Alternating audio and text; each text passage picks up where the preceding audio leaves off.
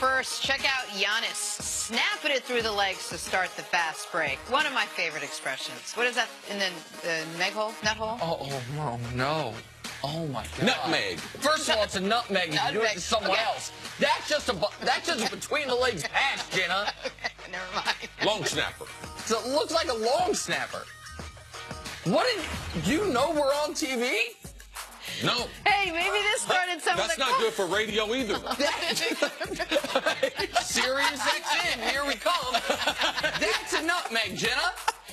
Last time we started with this one first. I just assumed this was the It's nutmeg. just brain overload, Jenna. We have bombarded you with too many so much phrases and information, everything. The hezzy, thank you. A lot of... Bap, bap. CC, thank you. Thank you. Hey. No, thank you, Jenna. You're a national treasure.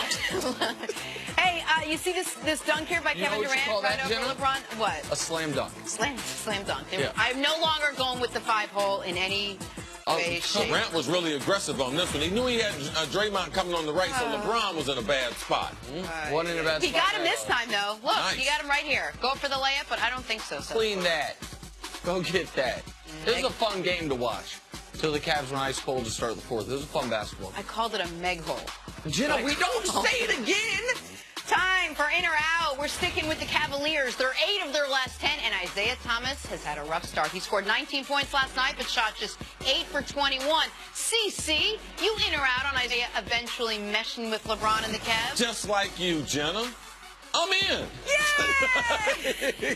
I'm in on IT. I believe he will get better. Let's not forget the reports that we heard that this hip injury could be more significant. He might not come back until All-Star break or February. He's back a few weeks earlier than we ever expected. So let's just give him time. Significant injury for a small, explosive player. That hip injury, it takes a lot longer to get back to full speed. I'm in as well. I'm a little anxious about it because he looked so out of sorts yesterday. I don't know what Chris Webber was talking about when he was like, this is the Isaiah Thomas they knew they were getting. Isaiah looked nothing like the Isaiah Thomas they thought they were getting.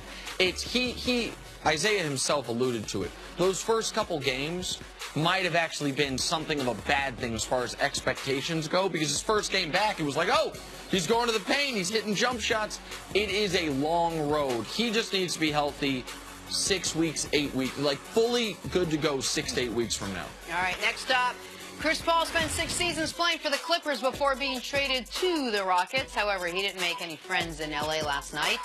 Getting in a skirmish with Blake Griffin and then going into the Clippers locker room after the game. What? Nick, you went around on the Clippers eventually retiring Chiris Paul's number after last night. I'm in.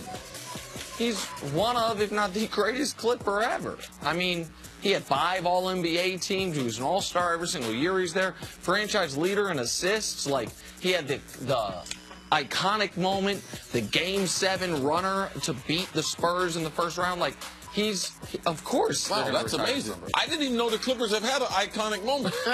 Besides when the franchise was sold to Bomber. That's when, besides that, like, I didn't know. This is like news to me. Like, maybe we should put that on the bottom. Clippers had a tremendous moment. He played 6 seasons. Chris Paul has been a great player there, but I guess the Clippers, if you just show up there for a cup of coffee, you can get your jersey retired. No, I don't think his jersey should be retired, and I don't think he cares. But did you say we should put it on the scroll? Clippers had an iconic moment? Yes. Question mark. Because that would be news to me. All right. When you were saying they did something, I was like, what is he going to say? And I was like, what happened to the Clippers? Oh, Bomber got him. That was a huge moment. All right, let's move on to the NFL. Rob Gronkowski had a strong performance against the Titans last week, catching 6 passes for 81 yards and a touchdown. He'll face a much tougher secondary in the Jaguars this weekend. CC, you in or out on Rob Gronkowski dominating that Jaguars defense? I am out. Oh.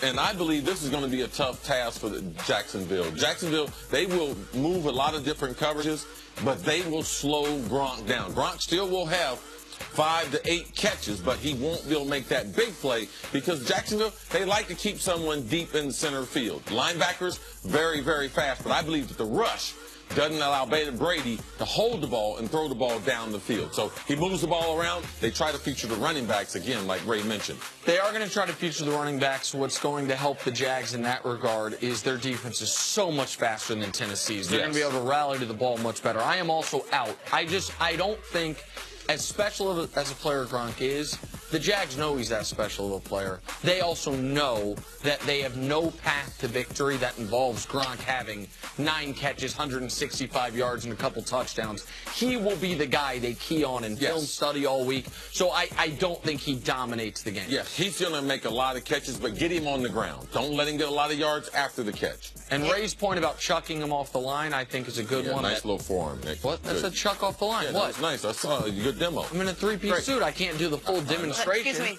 What? I'm not, so I just did it for you. Hey, on the other side, Leonard Fournette is coming off. That might have slowed Gronk down. Hey, Leonard Fournette's coming off a big game against Pittsburgh. National treasure. 25 carries, 109 yards, and 3 touchdowns.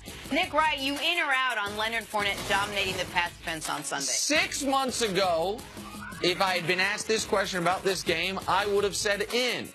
But since watching a season of football with my partner, Chris Carter, I've started to look at defensive alignments. I've started to look at stuff pre-snap.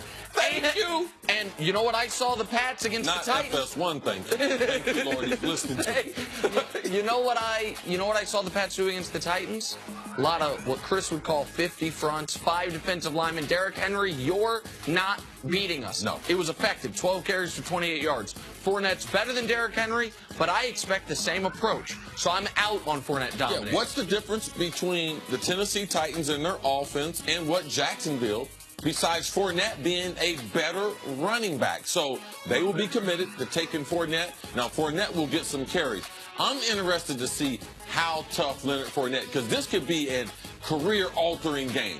If he goes into New England and dominates them with a gimpy ankle, it could change the arc of his career, which could lead them to a Super Bowl. But you're also out. You don't think it'll happen. I'm out. Okay. Because I know Belichick. Right. I talked. All right, finally, Case Keenum had an incredible playoff debut, throwing a game-winning touchdown against the Saints. He has the Eagles coming up next. CC, be very careful here. You in or out on Case Keenum's season already being a success? Nick learned from me. I've learned from Jenna. I'm in on the case. I'm on the case.